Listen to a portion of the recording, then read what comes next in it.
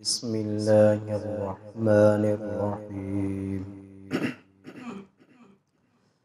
يا أيها الذين آمنوا لا تحرموا طيبات ما أحل الله لكم ولا تعتدوا إن الله لا يحب المعتدين. سورۃ مائدہ آیت نمبر 87. اس آیت کا شان نزول یہ ہے کہ روایات میں 10 صحابہ کرام کے نام ملتے ہیں کہ 10 صحابہ کرام نے تہیہ کیا کہ ہم آج کے بعد بستر پر نہیں سوئیں گے، پوری رات عبادت کریں گے۔ کسی نے کہا کہ ہم شادی نہیں کریں گے، شادی یہ عبادت سے مانع ہے، ہم بغیر شادی کے زندگی گزار کر اپنے رب کو راضی کریں گے۔ کسی نے کہا کہ میں دن بھر روزہ رکھوں گا، رات میں عبادت کروں گا۔ مختلف باتیں کی صحابہ کرام نے، تو اللہ تبارک و تعالی نے یہ آیت نازل فرمائی کہ اے ایمان والو، جو چیزیں تمہارے لیے حلال ہیں آپ انہیں حرام مت شمار کرو، یہ حد سے مت آگے بڑھو۔ اللہ تعالی حد سے بڑھنے والوں کو پسند نہیں کرتے۔ اب یہاں فرمایا اے ایمان والو لا تحرموا طیبات ما احل اللہ لکم، جو حلال چیزیں ہیں انہیں حرام مت قرار دو۔ اب اس کی کئی صورتیں ہیں۔ ایک ہے کہ چیز حرام ہے ہم اس کو حلال کہیں، کفر ہے۔ چیز حرام ہے ہم اسے حلال قرار دیں، کفر ہے۔ اور دوسرا یہ ہے کہ چیز حرام ہے ہم حلال قرار دیں، یا یہ ہے کہ چیز حلال ہے ہم حرام قرار دیں۔ یہ دونوں صورتوں میں انسان دائرہ اسلام سے نکل جاتا ہے۔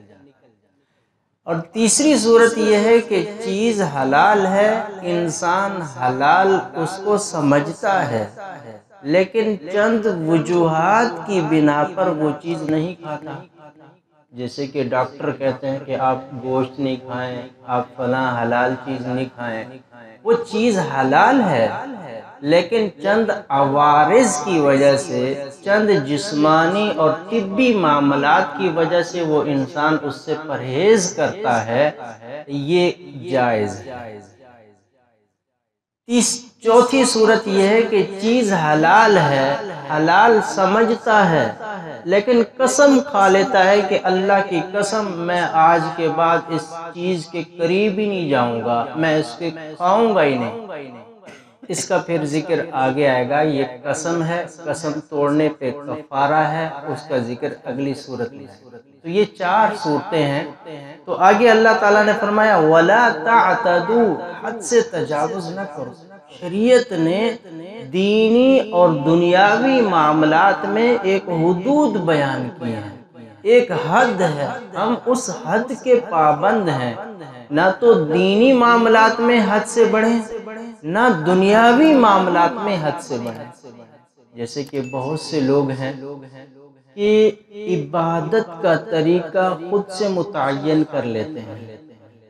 شریعت نے عبادت کا طریقہ کوئی خاص نہیں کیا، ہم نے کوئی خاص طریقہ متعین کر لیا۔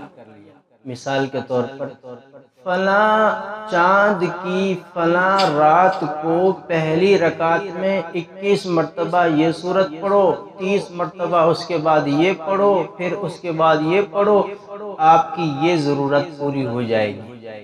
شریعت نے متعین نہیں کیا، ہم نے خود اس کے لیے متعین کر لیا، رات بھی اور اس کی ترتیب بھی، یہ بھی جائز نہیں ہے۔ یا شریعت نے وقت متعین نہیں کیا، شریعت کہتی ہے کہ بس ٹھیک ہے آپ کر لیں یہ کام، لیکن ہم اس کے لیے حد بندی کر دیتے ہیں کہ نہیں، یہ عمل اسی رات ہی میں کرنا چاہیے۔ تو اللہ کو یہ بات بھی پسند نہیں ہے۔ یہ کفر تو نہیں ہے لیکن بدعات کے اندر ضرور ہے۔ اور جیسے شریعت نے دین کے معاملے میں حد بندی کی ہے، ایسے دنیا کے معاملے میں بھی کھانا پینا دنیاوی معاملہ ہے، فرمایا وَلَا تَعْتَدُوا، اس دنیاوی معاملات کے اندر بھی حد سے آگے مت بڑھو۔ انسان کی فطرت ہے، بعض انسان ایسے ہیں کہ وہ دنیا میں اتنا مصروف ہو جاتے ہیں کہ رب کی عبادت، نماز، روزہ، حج، زکوٰۃ ہی بھول جاتے ہیں۔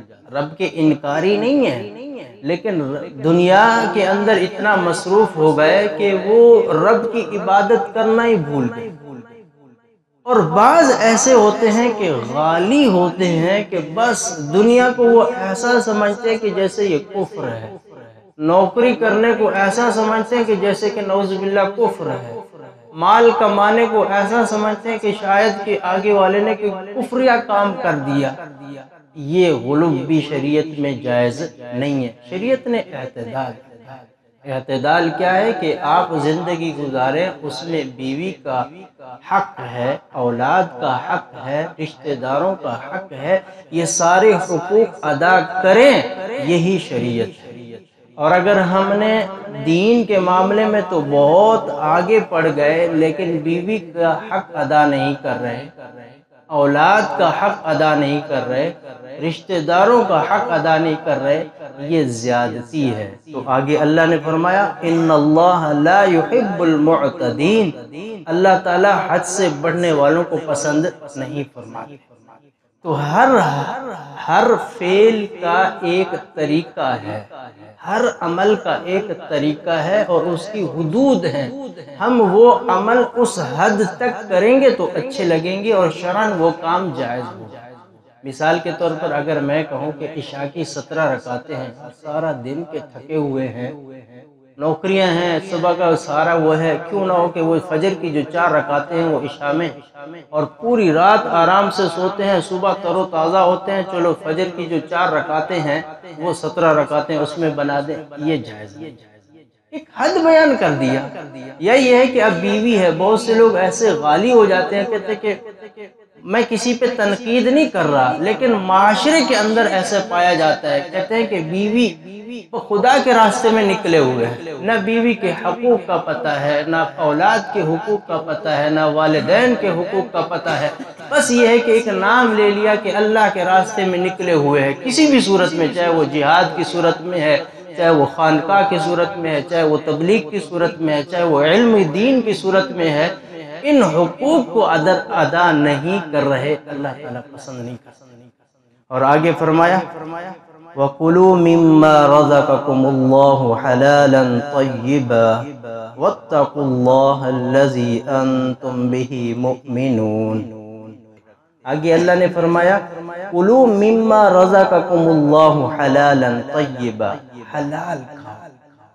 ایک اور جگہ پر انبیاء کو فرمایا کہ اے انبیاء کی جماعت حلال کھاؤ، وَاعْمَلُوا صَالِحًا، اور اعمال صالحہ کرو۔ تو یہاں مفسرین فرماتے ہیں کہ حلال کی خاصیت ہی یہی ہے کہ جب انسان حلال کھاتا ہے، حلال کھلاتا ہے، حلال کماتا ہے، خاصیت یہ ہے کہ وہ اور اس کی اولاد اور اس کے نفقے سے پلنے والے جتنے بھی افراد ہیں وہ دین کی طرف ضرور متوجہ ہوں۔